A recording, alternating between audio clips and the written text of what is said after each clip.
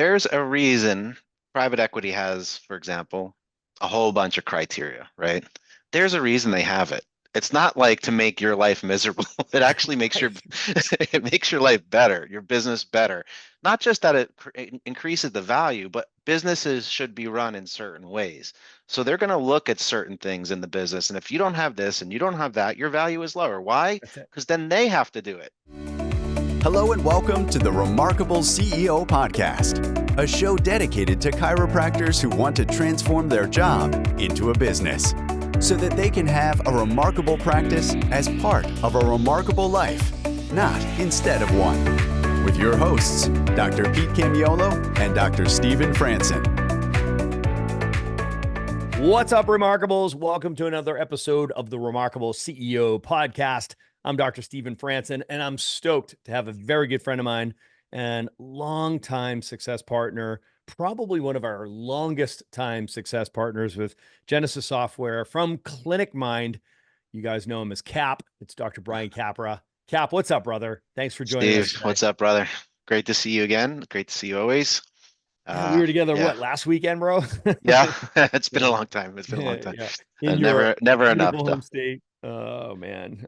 That was Yours a too. phenomenal UAC weekend, man. Yeah, it was great, man. It was I like to great. say I redeemed myself after that other time. We won't talk about it here, but Hey man, even a lousy hotel in Mexico is still an awesome hotel in Mexico, man. So but that place was spectacular in Boca. What was it? Boca Raton Resort? Is that what that place is called? I just want to they give them credit. call it the Boca now, or The or something Boca. like Yeah, that. that's all Mike that's yeah, that's all they need to call themselves is was the like, Boca that's because that place is awesome. And when you get that level of people, 100 plus of chiropractic's best minds, business minds in a room, in a room like that, in a great environment like that, and just yeah, let them run. It's man. it's spectacular. So I know I've been looking forward to this conversation. I love to have conversations with any business leaders, business owners, business founders, CEOs, presidents. So the opportunity to be able to speak to somebody who's running one of the biggest organizations in chiropractic in the industry, president of one of the biggest businesses in chiropractic, which is awesome. I'd love to be able to Yep. have a Thank you. CEO conversation. So that's what I'm going to invite you into. I've got some questions for you, for you and I to stay on the rails. Yeah. uh, I'm going to frame it out a little bit in a framework that we use inside of the Remarkable CEO podcast and program quite regularly, which is Last, Now, and Next, right? So let's talk about, here we are. We're coming to the end of 2024. I don't know when everybody's listening to this, but it's pretty much fourth quarter, closing out the year. Where were the wins and what were the learns? And if I could, I'm going to challenge you on this. It's the wins. What were the wins? Some of the wins for the company. What were some of the learns? Sometimes the learns are much, much more valuable. So share some of those learns. And I know you don't mind talking about scar tissue. Oh yeah. And then also, truth be told, you've got visibility, you've got eyes on 1,500 plus chiropractic practices and, True. more importantly, the businesses, running their software. So without letting all the cat out of the box, let's give us a sense of like wins and learns looking back at 2024. What'd you guys find with the business? Yes. Well, 2024 was a whirlwind of a year for us. A lot learned. So it actually started in the end of 23 when we really started looking at, what does it mean to take a company that is successful? And I think I remember talking to you in 23, and I kind of got bored a little bit with Genesis, because it was running in a certain way at a certain level, and it didn't need me to do anything. And if I didn't, it would just continue to do that.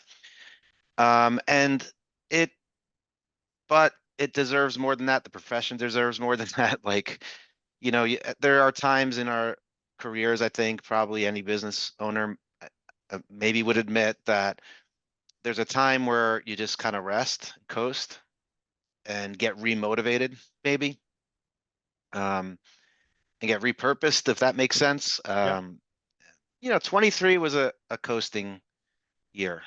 And then 24 came, and I realized a couple of things. One was doing research, talking to private equity, companies, what are they really looking at? What kind of money how do multiples work, right? How does a multiple work? How does a valuation work? What type of valuations do companies like Genesis receive? And what are the levers that you can pull to really accelerate those kind of numbers?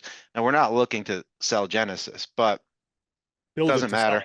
it. Build it to sell it always, right? So once I started to really, really understand those things, and you could also be bringing on money to acquire other companies, which is something we've actually looked at Yeah. and done this Growth through year. acquisition and Growth looking through for, Yeah, investment capital to do growth through acquisition, right? right. So if you're going to do that, then you better make sure your company is optimized and tweaked, because if it's not, your valuation is lower and that money that you borrow is more expensive, That's basically. right. All right, so that's one thing I learned in the beginning of 24. We merged companies. I think you remember there was Verical and there was Genesis and there was this and that.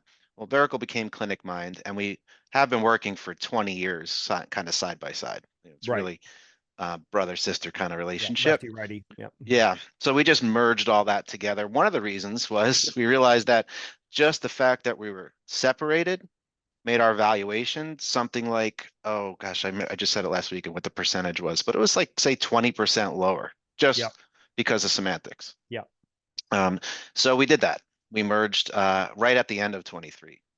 So I learned about what a merger or acquisition, it's really the same thing, how actually complicated it is to put two companies together. Imagine we've been working together for 20 years Yep. and we made a mess. We Yeah. made a lot. I mean, nothing clients would necessarily see, but it's really difficult to merge two companies, even when you know each other like the back of your hand. Yes. And so we brought on some advisors, private equity, merger acquisition type advisors to teach us. There's a checklist, actually, you can imagine, a mile long, right? Just through due diligence, just through pre-close, through close, post-close. There's a million things that have to happen that you got to That's right. consider. Yep. So I learned a lot about that.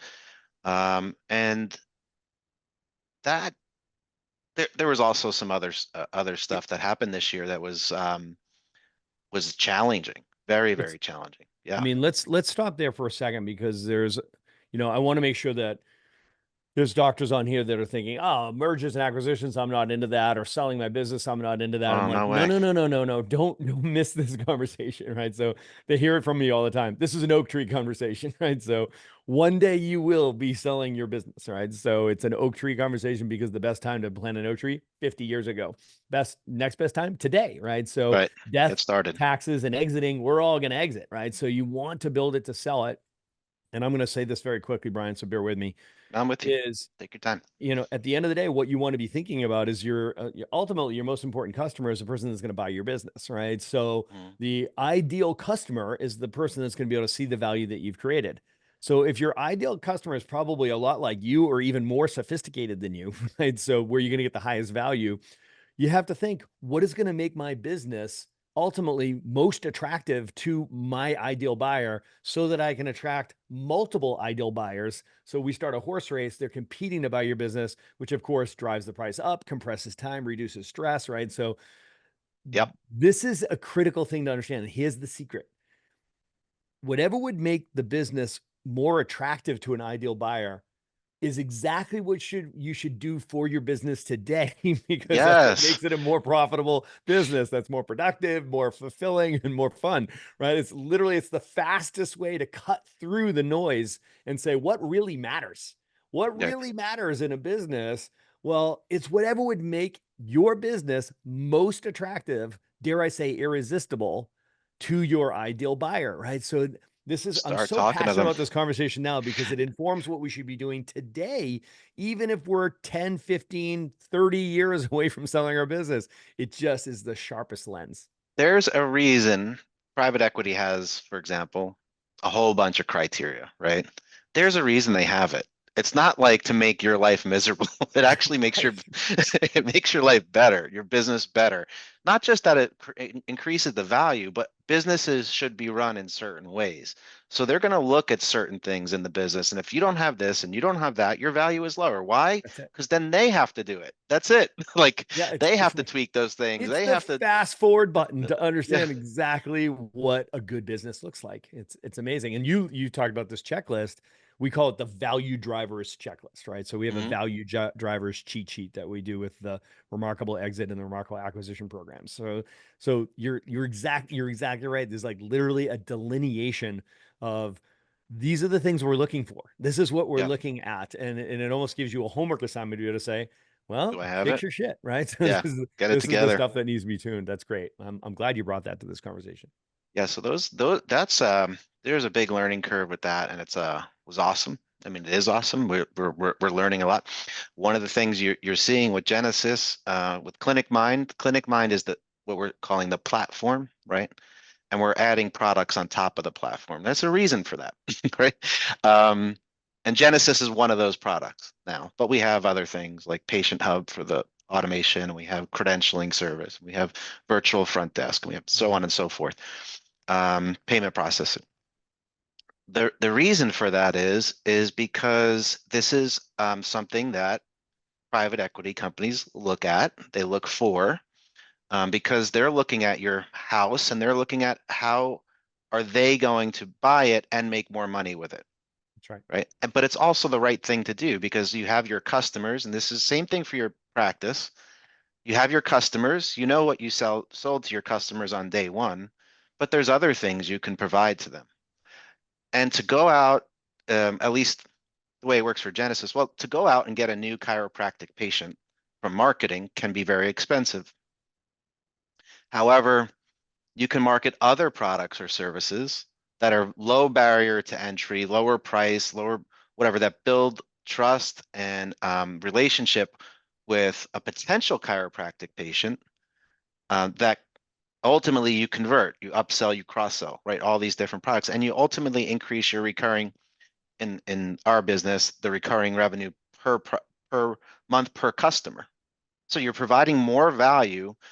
They're much more sticky, and your revenue is generating, and you have more ways to engage people at different ways. So an example of that is credentialing. We have a credentialing service. Um, it's actually super easy to get credentialing leads. It's very inexpensive. Not a lot of people are competing in that space, believe it or not. In chiropractic, how many credentialing services are there, right? I never even thought to even look for one before. But also it goes into other specialties. So we don't only have to do credentialing for chiropractors. We have all these other, mental health is a big one, for example, that we do credentialing for. We build trust, we build credibility, and then in that process, we're talking about the EHR, we're talking about all the other products and services. So the cost per acquisition for that customer is very low. And then they're a paying customer and they're paying you to be a lead for your flagship product. So this is how private equity looks at things. When you have 100%. these levers in place that you can pull to exponentially increase the valuation for yourself, but also for them in the future. That's right. And I love the terminology, and I'm I'm a wordsmith. I love to understand terminology because it's incredibly informative, so that when you hear the terms, like, oh, I understand what that means. So Yep. when you start describing, when you describe Clinic Mind as a platform company, right? So if you picture what a platform is and what it looks like, you can bolt on other businesses on top of that platform, or it creates the, let's call it, infrastructure, Correct. or the terra firma for other operating systems, businesses, or products. It creates an environment, if you will. It's almost like Hmm. a shopping mall is a platform for a bunch of different stores, right? So you Hmm. get people into the shopping mall, and that is obviously advantageous for all of the different stores, right? So, and they'll walk onto the platform of the mall because they know they can conveniently shop other stores, right? So Hmm. I love the expression, you can't fire a cannon from a rowboat, right? So the idea of Genesis is a cannon, right? It's one of the products. The platform is Clinic Mind, right? Hmm. So Clinic Mind supports the product of Genesis and the other offerings, right? So, Correct. and that of course speaks to efficiencies as well, because you can start to centralize functions and Yep. increase your margins, right? So, and if you go to sell a platform company versus selling all of the individual parts, the sum is greater than, the whole is worth more than the sum of the parts, right? So Correct. when they start doing valuations and you see, a larger revenue, a larger business, a larger revenue, and more importantly, a larger EBITDA or a larger profit, it Mhm. takes you categorically into a whole nother set of multiples when you're looking at the real value of the business, right? So it's a bigger number times a bigger number, which is a bigger number, right? So Yeah. we try to keep the math simple here, Brian, right? So, Yeah. and the last thing you said, which I don't want people to miss out on,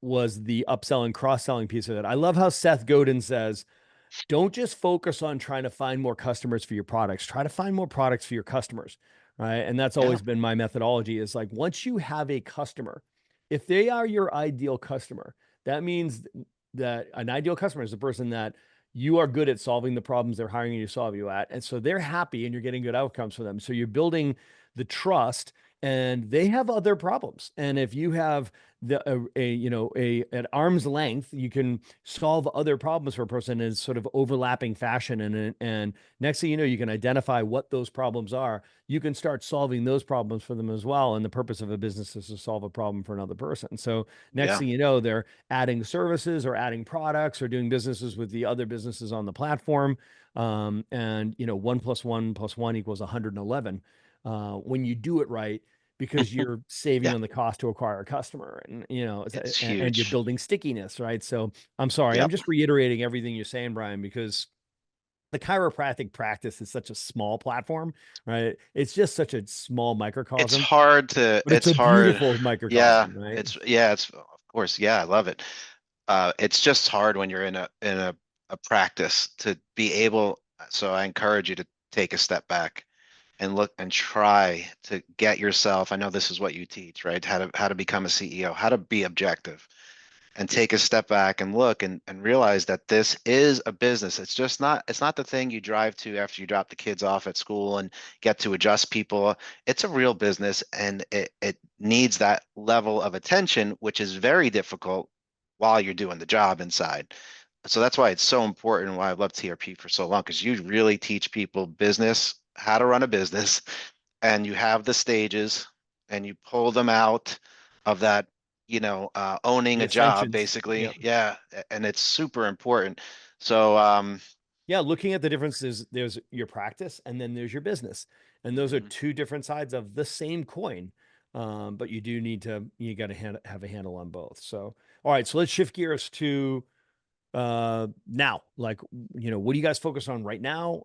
I know that you've made some changes in the business. Of course, that comes with some pain and learnings. So, as you're sort of recovering from the transitions are tough, right? So oh yeah, transitions are tough. So what did you learn in this transition process? Because I know there's been moments that have been hairball for you.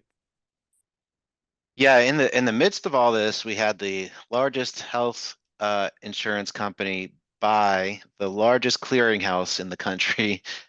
Subsequently had a cyber attack and basically shut down all insurance billing. So that, in the middle of all this, was not fun. Is that That bad? was Is that a bad thing when that It's a happens? bad thing. It's a bad thing. It's a very bad thing. That's a bad day. Oh, what? So that was brutal. That was brutal. Basically, no claims could get to them, and no ERAs could come back. And we've our platform has we pioneered the leveraging artificial intelligence and automation and all kinds of things to really get our docs paid as fast as possible, every penny they deserve. And we did that. When you break it, it's really bad. But yeah, that's just something that happened this year. We're digging out of that. It just wasn't fun for us or our customers, obviously.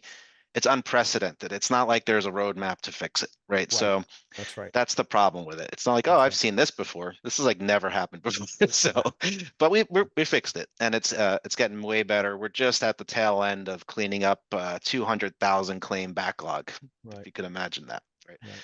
How Um, expensive was that? If you would have put a number on it, I'm putting you on the spot, Brian, but millions it's and like, millions. Yeah. it's millions of dollars, right? So I Yeah. know it's millions of dollars. So I want people to just kind of just open your eyes to the fact that, like, for the first time, we're contracting cybersecurity next year, like for Mhm. the Remarkable Practice. We've had our in-house and we subscribe to all of the elements that you're thinking of right now, but this is like literally now a service that it's going to be expensive. It's going to be an investment, but it's like, it's cheaper than getting, hacked and shutting Yeah. down, right? So it's just like, I'm just Luckily, wafting that out there for people just to want be to be clear, considering. we weren't hacked. It was Change Healthcare.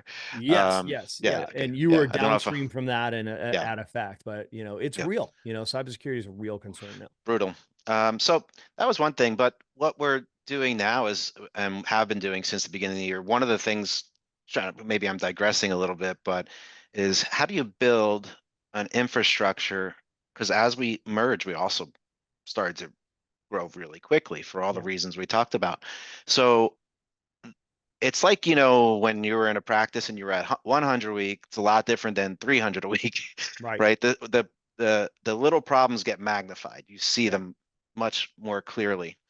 Um, so we realized that our entire training of new customers, onboarding of new Hmm. customers, our support for new customers, even though we're developing at a super fast clip, new technology, new everything for Genesis, there were so many little problems that when you add tons of new customers, it gets magnified. So Yeah. the structure of onboarding we had, for example, just will never work the way we were doing it for 50 to 100 new customers a month. It's not going to work, right? It just doesn't. You can learn the system, but it's not the level of experience that we want to create. So what do you got to do to fix that? Well, you need triple the number of people on the team. Right. Well, how do you hire triple the number of people? How do you hire to build a team of 60 for support, onboarding support, and so on and so forth?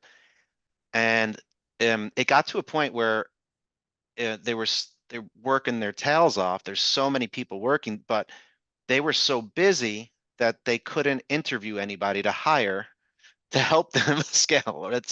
So you literally need to pluck out and create an entire department, HR hiring department, one Right. person to interview everybody, one person to, like, you have to hire 20 people or 40 people every month because you don't wind up through their training process with 40. You wind up with like 20, we hope, Yeah. right? So, and then from there, you're always looking at the numbers and performance and replacing the bottom 10%. Yeah. So Yeah. I've never done that before Yeah. in my life, Yeah. but like that's one of the things you got to do is I'm completely like put this department and that the same department that now trains the onboarding team, the teams, is also a centralized hub for all training for all employees and is synced up with marketing, which you would think, why marketing? Well, I'm rolling out a new schedule system. So everybody on the support team and sales included needs to know this thing, right? They're gonna get questions about it.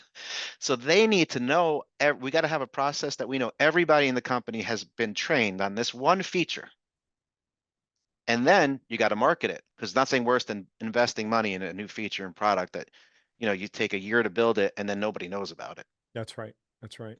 Yeah. I'm thinking of Sullivan's book, 10x is easier than 2x, uh, because what you were doing before to build a team was not going to work. The No way. demand was going to break your previous system, right? So you needed a new system. You needed to operationalize your hiring process and professionalize your hiring process, right? So where it actually became a department in your business, like, wait a minute, what Yep. do you mean we have an HR department? Where are they? Who are they? Right? So it's like, well, that's what they do full time now, right? So it And they're, becomes that is a yeah. totally new deal. And marketing type 2 is now we have to market to hire people. Right? It's one thing to do B2C consumer Mhm, marketing. That's type 1 marketing. mhm. Type 2 marketing is actually marketing to hire employees. Then it's a whole other marketing narrative to find A players, who share your core values and buy into your vision story. So the whole concept of even just hiring people, never mind onboarding them, never mind training and equipping them. never mind the ongoing training that comes with new product rollouts and overcoming drift, all the things that hopefully chiropractors are listening to me right now being like, oh man, it's hard enough for me to hire 1 or 2 people a year. Can you imagine hiring that kind of volume? But just the concept you can take away from Brian's pain is how important it is to have a process and have a Yeah. system and have somebody who's accountable to it, right? And you're not making it up as you go, and it's not a reactive thing. It's very much a planned out, systematic approach to building a world-class team. So, Got to put all right, let's intention look into behind it. let's look into the future, Brian. So, what do you see for 2025? Like, what do you see for Genesis, for Clinic Mind? What do you see for chiropractic? Like, I'm super stoked going into a new year. It's going to be an awesome year. What do you see? Yeah, I think it's going to be a phenomenal year, especially now that that stuff's behind us. Yeah, so everything is just going to be smooth sailing from here. I mean, It's there's a lot definitely of not great going to things be coming up. that. It's going to be perfect. Well, I'm looking forward to new challenges because these were big ones, and I feel like we put them behind us for the most part. So I'm excited. We've got a whole new, basically Genesis is new, right? It's like Yeah. all the new features and functionalities are we actually haven't marketed it full tilt yet, Yeah. because like I told you, we're ramping up our team, getting them really well versed on it before we go full bore on it. But I see a lot of AI coming. There's Yeah. AI on top of AI on top of AI inside of Genesis. Whether it be documentation or the marketing automation things, we have an AI bot that literally schedules new patients for you. So we can, and if you're listening to this and you're interested in it, we can give it to you you can test it. You just go and you put your you could take your URL for your website, your practice website. You put your URL in this thing. It goes to your website. It scrapes your entire website. It creates FAQs, and then in that minute, basically, you can go and start having conversation with it about your practice. Now that wouldn't necessarily, based on whatever's on your website, get them scheduled, but all you got to do is teach it a little bit and it learns, and it'll literally take them all the way through to scheduled. And that can happen from your website. It can happen from your Instagram, from your LinkedIn, from your Google page, from your anywhere. It can take a patient all the way through scheduling. And that's just one thing. We have there's like 20 or 30 AI bots and things like this that work. A lot's happening. It's all really exciting. It's the It's so exciting to platform hear you is, guys yeah, scaling through technology, right? So yeah. it's one thing to handle, hiring all the bodies that you'll need to work there, which is great. But scaling through people is a lot harder than scaling through technology. And, I know that AI, I think that people might feel exposed or at risk because they've got AI. It's like, no, this is just creating more growth, more expansion, more opportunity, higher level stuff, right? So Yeah, at the end of the day, it's always the same, right? I know we probably got to wrap up, but Paul Zane Pilzer yeah, came and talked about yeah, it's always the same thing. Everybody feels threatened. When we started Genesis, people were afraid of the internet, that's right. where we were in the cloud 20 years ago, nobody knew about it. Or if you did, you were scared that, your information was going to go into the sky. That's right. And 20 years later, it's a requirement. So just get on board 100%. with AI, Yeah, 100%. I know we are fully It's, embracing it at the Remarkable Practice. We've got some really badass stuff coming down the pipe, and I'm psyched about it because I just see that we're going to be able to help more people. So, all right, brother. So, as always, just thank you for all that you love guys you, do man. for Chiropractic. I love you too.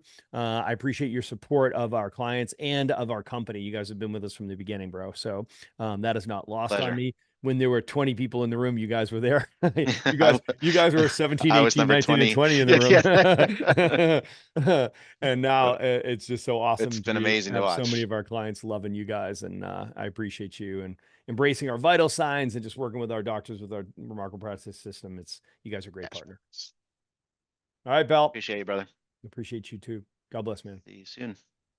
Thanks for listening to this episode of the Remarkable CEO Podcast.